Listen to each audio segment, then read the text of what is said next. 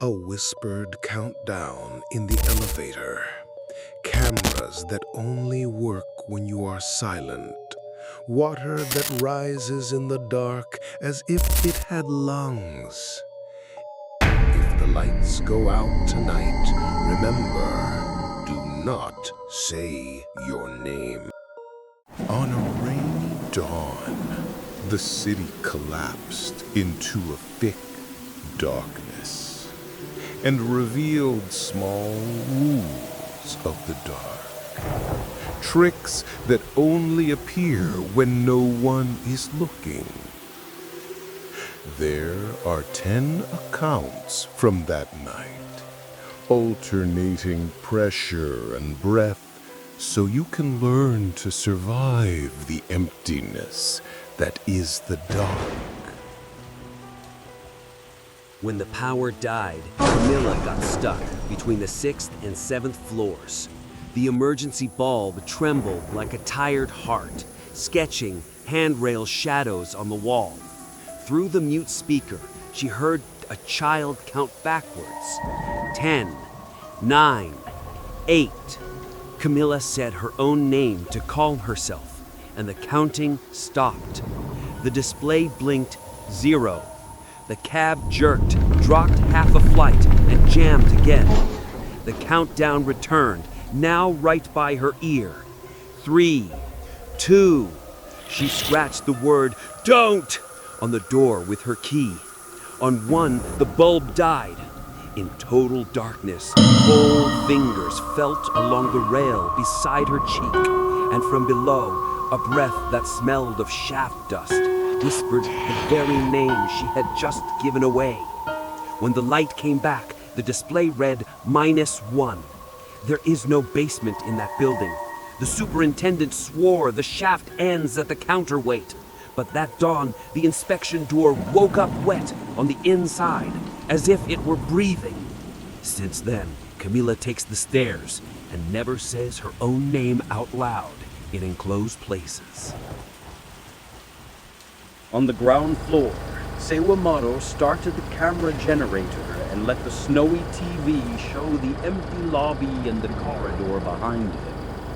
In the door glass, however, his reflection housed a silhouette standing 2 steps behind his back.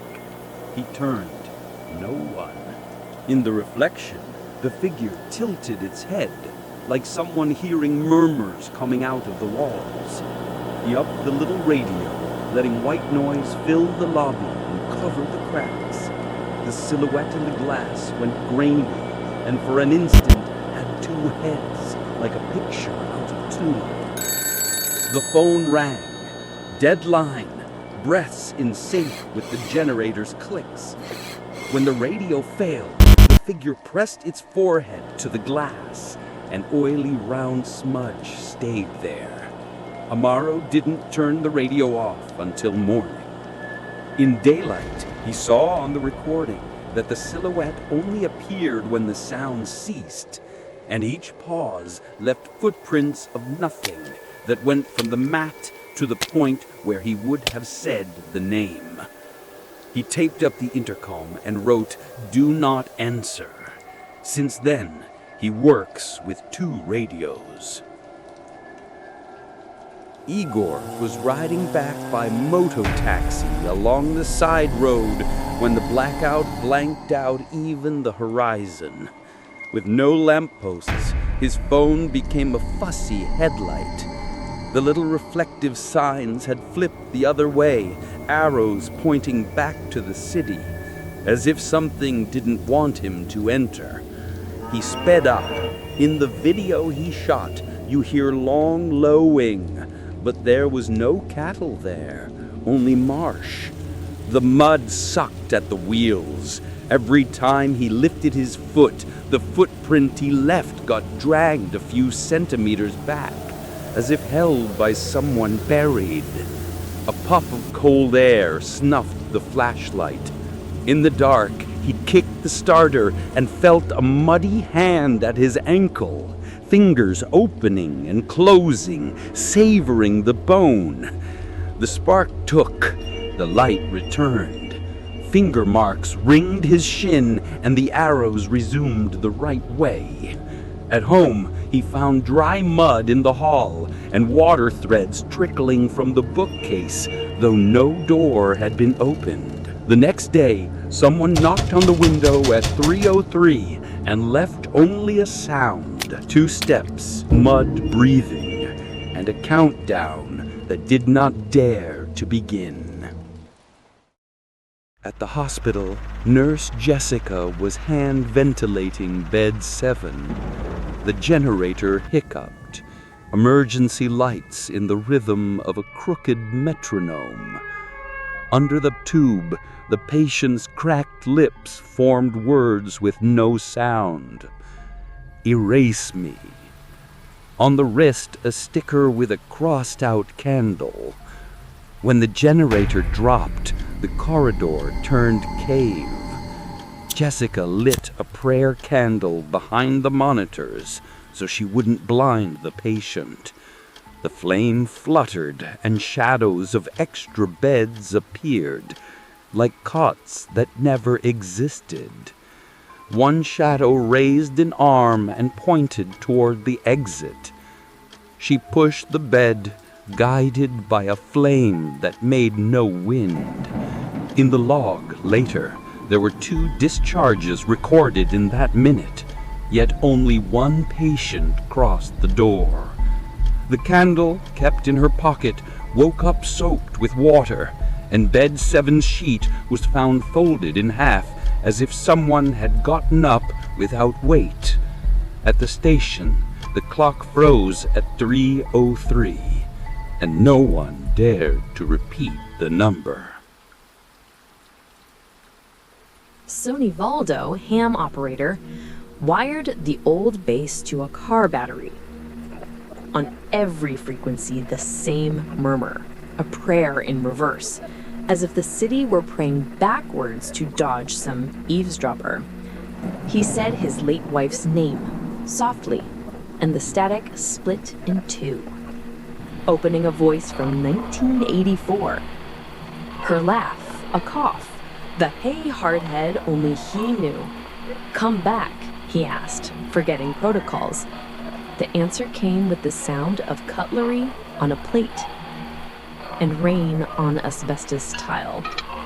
At the end of the band, something repeated the nurse's request: erase me. Nivaldo powered down, but the memory stayed. At dawn, he found an old diner napkin, same logo, smell of cold grease. Near the paper, a wet ring, like a glass just lifted by hands that don't exist anymore. He tucked the napkin in his wallet and swore never to speak names on the radio again. Her voice returns like pot echoes, and Nivaldo pretends it's a neighbor, so he won't call her by name. At the treatment plant, Caesar heard the water rise in a hurry. The panel flickered, died, and the silence turned heavy, like inside a lidded tank. From the suction pit came the sound of footsteps on a metal stair climbing from below, as if the iron were learning to be a step. He remembered the old training: call warm light. Matches, lighter, nothing would hold flame. The air felt wet. In the emergency cabinet, a flare. When he lit it, the red glare swept the floor, and the footsteps flattened like oil fleeing from a skillet. Salt lines around the drains, an old-timer's trick, suddenly made sense. He reinforced the circles, and the noise retreated to the pit. On the mute siren, something tapped twice. Power returned at 4:02. On the metal door, printed in water before it evaporated, he read, "No name, no mouth, no blood." When the flare died, ghost red stained his nails, and a smell of burnt salt lingered that wouldn't leave even with soap. On the night bus, 40 passengers shared the dark, like sharing a secret. The driver stopped in the middle of the avenue, hazards failing. On the panel, the clock froze at 03:03. A lady began to pray. A teenager flicked his lighter in rhythm, a keep alive against the silence. Through the window, buildings turned into blocks. Their reflections in the glass, however, had lights in windows that didn't exist. A child said present at each name, but there was no roll call. When the hazards stopped, the whole bus sighed like a single lung. The doors opened without command, and a wind with no street entered and sniffed each passenger.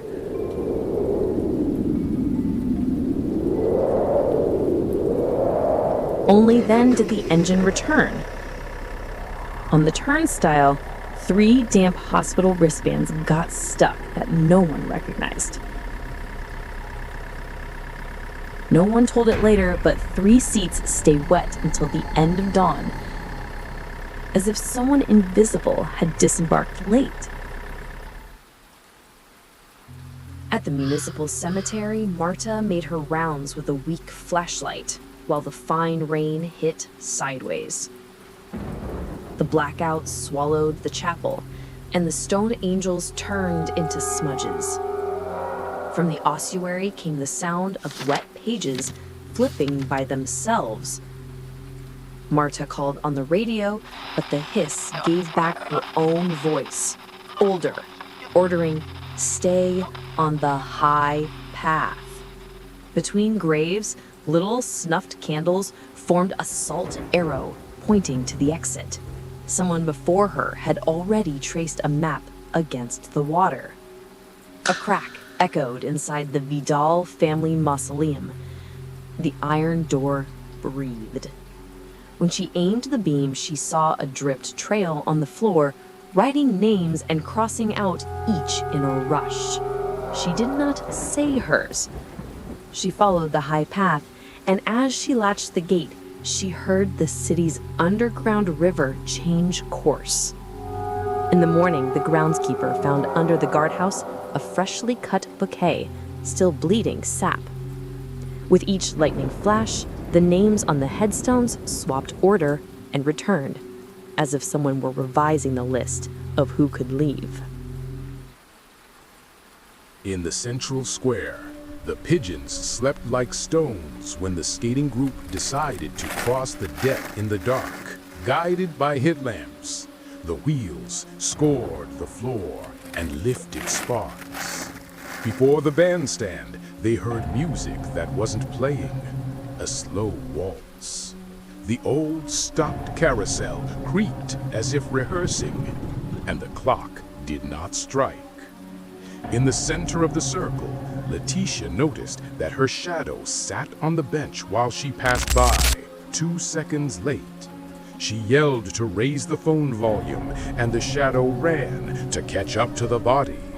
A dog howled without opening its mouth. When the music ended, the carousel turned half around on its own and spilled brass rings onto the ground, cold as water.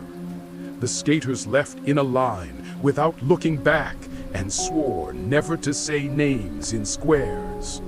A burned-out post crackled without fire, spitting the smell of old cotton candy. Letitia wrote on her wrist, "Do not run when the music plays." In the old Secretariat building, paper files had slept for decades. The blackout brought back smells of varnish and mold. Dora, an intern, was tasked with watching the floor with a stubborn flashlight. Among the tall stacks, she heard footsteps in the parallel corridor, steps that repeated hers with a delay. She opened a drawer, and for an instant, the archive breathed, sheets inflating and settling like paper lungs. In the window, the glass reflected her desk and a second desk covered with candles. The phone rang with no power. "Say your name," asked the voice. Dora fell silent and whistled low, creating her own noise. The voice sighed and went away, dragging paper clips along the floor. When the power returned, they found in the elevator piles of wet documents signed by people who died before she was born. The ink dried. Today, Dora carries a training whistle in her pocket for when the corridors get too long. On the bulletin board, someone wrote in pencil, "If they ask, say no one works here after 3."